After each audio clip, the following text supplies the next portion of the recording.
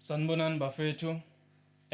Siyanamukela futhi egamini yesibili namhlanje. Onibingelelayo Sibuda Libuda. Oyihost ke futhi namhlanje. Oqale ngokanalyze seyihost namhlanje. Angihambi ngedwa, ngihamba nensizwa la. Usanele hamba kanjani mfethu? Ngikrena kanjani? Hayi simnandi. Hayi. Yeah, bekuyi-2 fixtures Chiefs versus Stellenbosch ephele ngo-2-1 kuwina iStellenbosch. Then kwayiMamelodi Sundowns kwaba yiAmaZulu eThekwini kwiMoses Mabhida Stadium ebheke iMamelodi Sundowns. Sesizozwa ke ngodonsa wenkabi ukuthi umdlalo uhambe kanjani. Alright bafethu nikrend. Bafethu mina bengibuka igame yamaZulu versus iMamelodi Sundowns. So bafethu ngiphethe ama notes ami la ngiyazi angifuni ukubheda ngoba ngiyanazi ninjani. So bafethu this is my first time ngishaya video yami ngianalyze nje. So namhlanje nje iMamelodi Sundowns ihambile kumaZulu. But before that the last 5 games between Mamelodi Sundowns namaZulu bekuyisibhaxo nje. Yabo iGBV because lesibhaxo si based komunye umuntu oyedwa. And ngize ngithi iGBV nje amaZulu awafuna ukukora. Isibhaxo sama clean sheet. Sama clean sheet nje. 3-0, 2-0, 1-0, 3-0. Yabo so 100% nje sibhaxo. Sponsored by Mamelodi Sundowns. Home and away. Akunendaba ukuthi kephi. So igame idecide uMarcelo Allende ungenile ngo75 wafika first thing ayenzile uAllende shaya ipali ngoba hit woodwork first shot yakhe le it was on target yashaya lokho second shot bekuyigoli ngithandile indlela uAllende yenze ngayo uvele waba neintent ukuthi okay mina ngifuna ukwenza nje then the game was decided but ke namhlanje iMamelodi Sundowns begrind ama results because first half zonke abadlali bonke uWilliams kuphela obengale yonke nje Sundowns namaZulu bengapha ku-first half bekudlala ngapha kwiside lamaZulu iside lamaZulu nje iground litshekile nje ziyehlela nje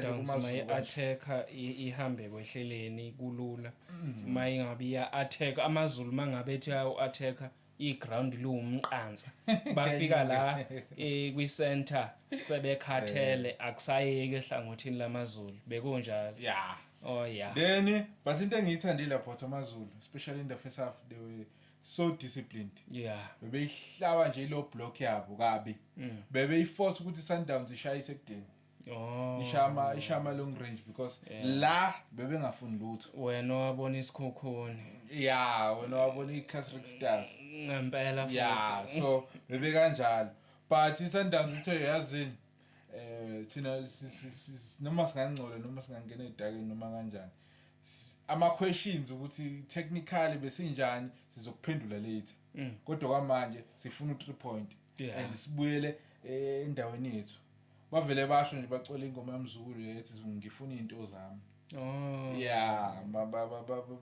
benza kanjalo then iSundowns iplay 4-2-3-1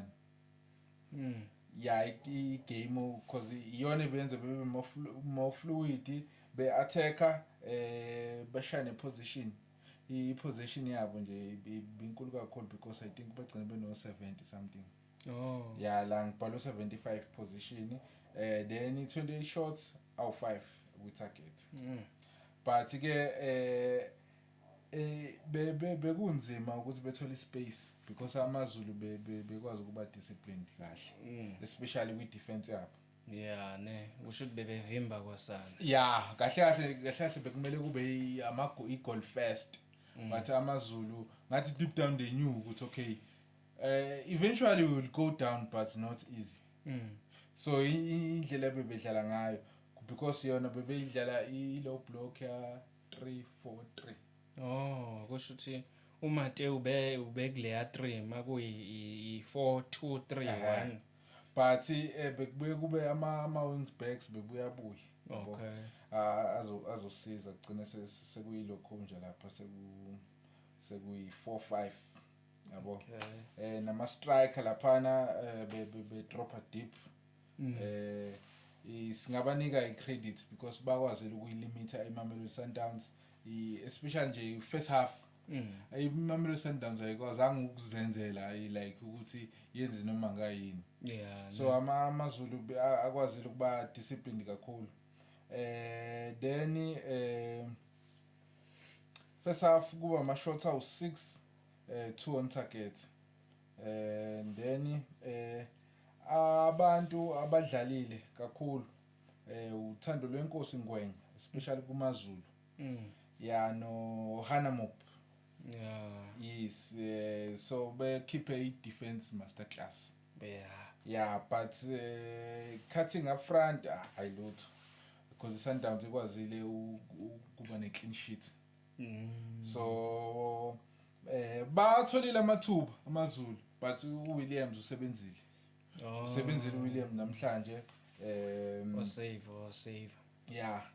iSundowns idominate igame but bagcina sebebe nenkinga nabo baba nenkinga ye patience ukulinda bebengasakwazi ukulinda because bagcina sebethola amakhadi amaningi iMamelodi Sundowns. Then uLokhojana ube nama shots amangakhi uMatteo ngoba ngizile ukuthi khona into engizoyisho ngoMatthews but nami ngeke ngeke ngiyibelieve lento engizoyisho ngoMatthews. Ngeke ngize ngiyibelieve but enye into eyenzekile uThapelo Morena I think ulimalile noma ushawe Marcel ngo 34 minutes so waphuma kwangena uNuno. So bathe ukushintsha kancane yabo indlela abadlala ngayo because ngike ngabona noMatthews sibuye kulela side ngale la left baswiper but angifuni uqhamanga uMatthews ngihlezi ngimgxeka mina because usuke ngenzi kahle. But namhlanje especially in the second half udlalile utshengisile ukuthi uyiMamelodi Sundowns player. Ubambe egoli. Hayi ngathi uyabuka ama video ethu. Ubambe egolayo. Hayi Matthews udlalile. Because sobuyisa iPirates sibone ukuthi uzoyenza yini lento abeyenza eMazulwini. Basazodlala ngeke besadlala. Hayi ngenza isibonelo ukuthi mhlawumbe ufana nomunye umdlali wama man of the match uma edlala nama club thizeni uba mnandi. Mayesethole ontanga ayisakhali man kodwa ngikho lapho usebenzile uMatthews Tashrik Matthews. Yabo uma ungadlala kanjena ke mfana wami hayi noma ungastarta any day uzustarta na ku DDC mayingadlala iSundowns uhambe udlala lapha ku DDC ustarta nakhona uzodlala nje kanje. Hayi udlalile but into engimncoma ngayo uLokhunju uMichael Gadoso ukwazile ukushaya itiming yo introducer uAlend. Wamkhipha uLokhunju Leone wafaka uMotiba wafaka uAlend. Ala umuntu uselijwayela ibhola la South Africa.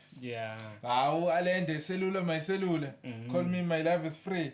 Hayi badlalile because isisu lapho bavele basibamba sathinta then uAlend uyakwazi ukuphuma kuma spaces alihlaba licela libize we attacking midfield and noteba khomkwena be attacker namhlanje because maningi ama shots ebewashaya kushuthi bebehleli ngale emuva mangabe bebehleli ngale ngabe attacker nomkwena ngoba ngitshela nje ukuthi first half amaZulu ama players wonke bekuWilliams kuphela ongale naye bese la eduze kwesenta kushuthi uthatha isigqiki wahlala phansi wadonsa ifoni wabheka i-starting 11 ku TikTok wasesha ukuthi hayi namhlanje singamgxeki uMatthews.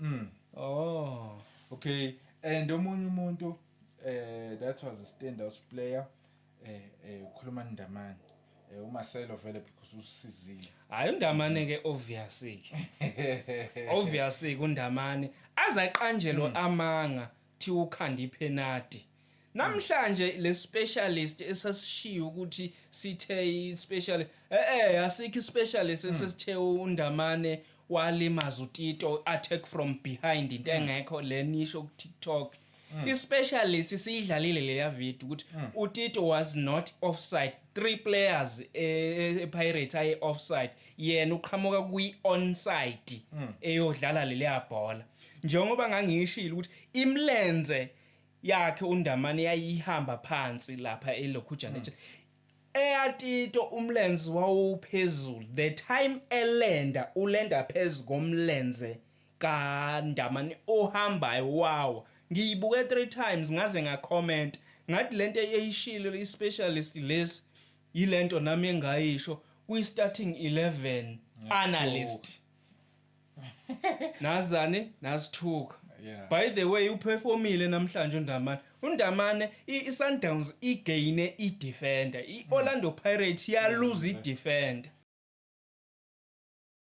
khona la khona ukhuluma Ndamane athole ikhadi ayilincasulele la khadi azibanise kuyenza bekumele le kuNono Santos uNono Santos ureceive iball akaskeni balithatha ibhola sinsika counter attack uNdamane then manje sekumele seku-emergency manje then wenza i-tackle okusho ukuthi into ebengayilindele ukuthi yabona i-defender mangabe i-team yayo iphethe ibhola iya relax ithi hayi no siphethe ibhola cishe siyakhuphuka so lo mdlali uma eseluza ibhola fast i-defense ingekho esimene right ukuthi ingakwazi ulima vele isizokwenza izinto ngokuxhamazela ngiyayazi leyo nto uze wamkhomba nawakhala wathi yabona manje sengithatha i-bullet for you but ke yona uze naye kodwa waxolisa because manje uyareceiver awuskeni eduze wakho awukho aware about environment yakho gcina manje usukhosta abadlali ndisamdinga uNdamane yabo lamakhadi lawa letholakala akazosixaka phambili yabo yeah so then noKhuliso Mdawo isho Khuliso Mdawo udlalile then khona labadlali laba bamaZulu la man bengibabhalile la ilekhonji back yabo la uAllen uFelix then uMthetho ama heroes la ama heroes lawana then bakwazile ukuabsorba i-wave after wave hit after hit ye-attack yeMamelodi Sundowns bakwazile ukudeala nayo then no Darren Johnson ayusevile lo akhipha lo khipha amaZulu sizile khona la bese ngisho impela ukuthi ayangena ukwazile ukudlala usiphamisile isandla then omunye uNongwenya udlalile i-attack kodwa i-Sundowns ibonisile ukuthi ayi ina experience because ayibazamile